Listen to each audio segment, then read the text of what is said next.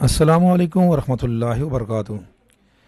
सरकारी मुलाजमीन की तनख्वाहों और पेंशनर्स की पेंशन में इजाफ़ा साल में सिर्फ एक दफ़ा होता है और वो बजट है, जबकि महंगाई में इजाफ़ा रोज़ बरोज़ होता रहता है। इसलिए सरकारी मुलाजमीन और पेंशनर्स की बड़ी नज़र होती है बजट पे। आइंदा माली साल का जो बजट है, इसमें सरकारी मुलाजमीन की तनख्वाहों और पेंशन में कितना इजाफ़ा मुतवक्के है।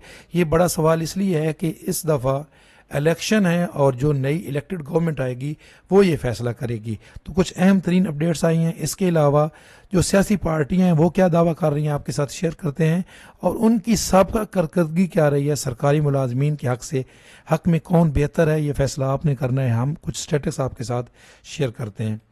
तो अहम तरीन अपडेट्स आई हैं। चैनल पे नए हैं, चैनल ज़रूर सब्सक्राइब कर लें। इंशाल्लाह ताला आप इसी तरह लम्हा बलम्हा अपडेट रहेंगे। ये एक जो अखबार की कटिंग बहुत ज़्यादा इस वक्त मीडिया पे गर्दिश कर रही है कि तनख्वाह और पेंशन नहीं बढ़ेगी, 15 फरवरी से गैस मज़ीद महंगी हो जाएगी। पाकिस्तान ने IMF को यकीन दहानी करा दी कि जो नेक्स्ट बजट है उसमें तनख्वाहों और पेंशन में इजाफा नहीं होगा।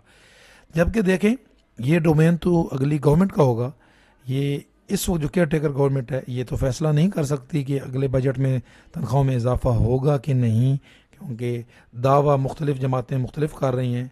बिलावल भुट्टो साहब कह रहे हैं कि जी हम 100% तनख्वाहों में इजाफा करेंगे, और जो तहरीक इस्तेकाम पार्टी एक नई, वो कह रही है हम 300 यूनिट तक बिजली फ्री कर देंगे, और नून लीग भी बड़ा दावा कर रही है। तो हम इनकी हकीकत आपको बताते हैं कि ये जो खबर है ये फ़िलहाल केयर टेकर गवर्नमेंट ने अगर पावर करवा भी दिया है IMF को, तो इसकी कोई अथेंटिसिटी इसलिए नहीं है कि ये तो डोमेन अगली गवर्नमेंट का होगा। अगली जो इलेक्टेड गवर्नमेंट होगी वो ये फैसला करेगी। अब इस्तेकाम पार्टी का मंशूर है कि शहरियों को 300 यूनिट तक बिजली मुफ्त फराम करेंगे और पेट्रोल की कीमत आधी करेंगे। ये उनका मंशूर है जी। वो कर पाएंगे कि नहीं ये हम नहीं कह सकते। जिस तरह बिलावल भुट्टो साहब कह रहे हैं कि हम तनख्वाहों में 100% इजाफा करेंगे, जबकि जो नून लीग है उसकी कारकर्दगी ये रही है कि जो पिछले 2022 में जो लास्ट पे स्केल रिवाइज हुए हैं वो नून लीग ने किए हैं, और लास्ट जो 2023 में तनख्वाहों में इजाफा हुआ है 30 से 35% इजाफा भी नून लीग ने किया है। और PTI की जो पिछली 3 साल दौर हुकूमत है उसमें तनख्वाहों में इजाफा न होने के बराबर था, सिर्फ एक दफ़ा हुआ था 10%, लेकिन महंगाई निस्बतन कम थी। तो ये फैसला आपने ख़ुद करना है, क्योंकि आपके वोट की बड़ी अहमियत है कि कौन सरकारी मुलाजमीन के हक़ में बेहतर है। अगर हम साबका अदवार में जो पे स्केल रिवाइज़ हुए हैं, ये 1972 से लेके 2022 तक चार्ट मैं आपके साथ शेयर कर रहा हूँ। तो अब आप ख़ुद जो सियासी सूझबूझ रखते हैं, आपने ये देखना है कि कौन से सन में किसकी सियासी हुकूमत थी, कौन सी सियासी पार्टी की। दो बड़ी सियासी पार्टियाँ हैं जो बारी लेती रही हैं, नून लीग है और पीपल्स पार्टी है। तो ये अगर हम चार्ट पे नज़र डालें जो हमारी 1972 से लेकर 2022 तक पे स्केल रिवाइज हुए हैं, तो ये बता रहे हैं कि ज़्यादा जो अदवार में पे स्केल रिवाइज हुए हैं वो नून लीग के दौर में पे स्केल रिवाइज हुए हैं, लेकिन पीपल्स पार्टी ने तनख्वाहों में इजाफा निस्बतन ज़्यादा किया है। तो ये जो भुट्टो साहब कह रहे हैं कि हम ज़्यादा इजाफा करेंगे, इससे थोड़ा सा इसलिए लगता है कि हमेशा से जो पंजाब के अंदर नून लीग की हुकूमत होती है तो सिंध में निस्बतन ज़्यादा इजाफा होता है। ये फ़र्क है थोड़ा सा। और इस दफ़ा ये जो इस वक्त केयर टेकर गवर्नमेंट है उन्होंने तो बहुत ज़्यादा ही फ़र्क डाल दिया है पंजाब के अंदर। अच्छा, इसके अलावा जी जो सरकारी मुलाजमीन हैं वो क्या कह रहे हैं? वो कह रहे हैं कि महंगाई में की जो इजाफा है, ये कुछ पोस्ट हैं जो इस वक्त मीडिया पे बड़ी ये दिल की बात है तमाम सरकारी मुलाजमीन की, इसलिए मैं आपके साथ शेयर कर रहा हूँ कि महंगाई की रफ्तार मज़ीद तेज़ हो रही है और एक हफ़्ते में मज़ीद 22 खाने पीने की अशिया महंगी हो रही हैं। तो अगर ये तनख्वाहों में इजाफा इस साल नहीं होता है तो इस वक्त जो सरकारी मुलाजमीन और पेंशनर सबसे ज़्यादा मुतअस्सर हो रहे हैं वो पूरा साल क्या करेंगे। अगर खुदा न खास्ता इस साल जिस तरह ये मीडिया की खबर है कि इजाफा नहीं होगा, तो अगर इजाफा वाकई नहीं होता है तनख्वाह और पेंशन में, तो अगला साल पूरा सरकारी मुलाजमीन और पेंशनर्स कैसे गुजारेंगे? क्योंकि अभी जो महंगाई में है इजाफा इससे कई गुना ज़्यादा होगा। गैस की कीमत अभी इस साल जो है इस महीने बढ़ के आई है, अभी और इजाफा होना है। अडाक रिलीफ जो मिला था पिछले साल 2023 में इसकी भी मज़े की बात यह है कि ये उनको भी मिला था जिनकी तनख्वाह 100 से 300% पहले ही ज़्यादा थी, स्पेशल अलाउंस भी मिल रहे थे। ये अडाक रिलीफ उनको भी मिला था 30 से 35%। तो जिनकी तनख्वाह कम थी, जो महरूम सरकारी मुलाजमीन थे, जो DRA ले रहे थे, उनका क्या बना? तो 2 साल DRA मिलता रहा है, उससे थोड़ा सा फ़र्क ये हुआ है अब इस साल 2023 में DRA भी नहीं मिला है, जो डिस्पैरिटी रिडक्शन अलाउंस है वो भी नहीं मिला है। तो जो 30 से 35% इजाफा हुआ है तनख्वाहों में, वो तो सबका हुआ है।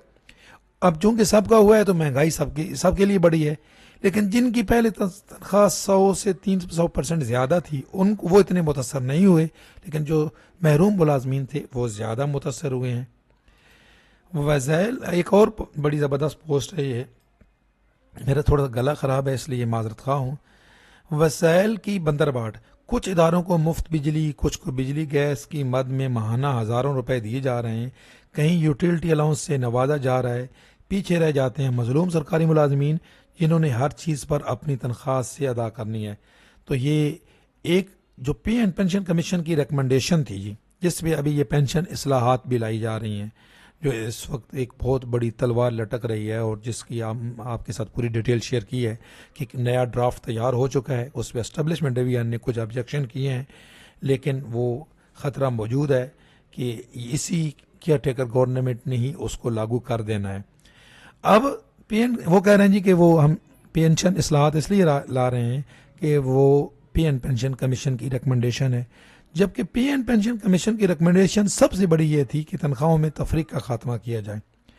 और ये जो अगीगा की क़यादत है, इनका भी सबसे बड़ा मुतालबा यही था कि तनख्वाहों में तफरीक का खात्मा हो। तनख्वाहों में तफरीक के खात्मा का ये मतलब है कि एक ही स्केल का बंदा मुख्तलिफ महकमों में उसकी तनख्वाह मुख्तलिफ क्यों है। BPS 16 का बंदा एक जगह पे उसकी जो माहाना तनख्वाह है वो 70,000 बन रही है, और दूसरे महकमे में उसी स्केल का बंदा तनख्वाह 2.5 लाख ले रहा है। और ये मैंने मेरी एक वीडियो मौजूद है, पूरा मैंने इसका मुवाजना किया है कि एक स्केल का बंदा मुख्तलिफ इदारों में सिर्फ होने की वजह से उसको, अच्छा बेसिक पे वही है, लेकिन जो स्पेशल उसके यूटिलिटी अलाउंस हैं और पता नहीं क्या क्या अलाउंसेज हैं, एग्जेक्टिव अलाउंस है 17 एंड अबव के लिए, और नीचे वालों के लिए यूटिलिटी अलाउंस हैं, वो एक तनख्वाहों में बड़ा तफरीक है। और पे एंड पेंशन कमीशन की रिकमेंडेशन है कि उस तनख्वाहों में तफरीक को ख़त्म किया जाए। इसके अलावा पे एंड पेंशन कमीशन की ये रिकमेंडेशन है कि ये जो अलाउंसेज हैं, house rent, convince allowance, medical allowance, इसमें 100% इजाफा किया जाए।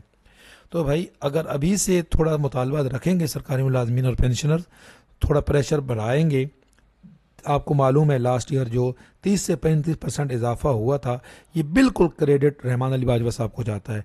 ये उस वक्त भी बाहर धरना दे के बैठे थे। इसहाक डार साहब जो समरी लेके आए थे तनख्वाहों में इजाफे की, वो 10 से 15% थी, लेकिन शहबाज शरीफ साहब ने जो है वो उसमें अमेंडमेंट करवाई और 30 से 35% इजाफा हुआ। इसलिए अभी भी अगर सरकारी मुलाजमीन जागते रहेंगे तो तनख्वाह में इजाफा हो सकेगा, वरना तनख्वाह और पेंशन में कोई इजाफा नहीं होगा। आप अपनी राय का इजहार करें कि कौन सी सियासी जमात सरकारी मुलाजमीन और पेंशनर के हक में है, और वो इलेक्शन में जीती तो सरकारी मुलाजमीन के लिए बेहतर होगा। कमेंट्स में आपने ये ज़रूर बताना है ताकि कमेंट से लोग अंदाज़ा लगा सकें और अपना वोट सोच समझ के उसका इस्तेमाल करें। इंशाअल्लाह ताला आपको हम लम्हा बलम्हा अपडेट रखेंगे। चैनल ज़रूर सब्सक्राइब कर लें। अल्लाह हाफिज़।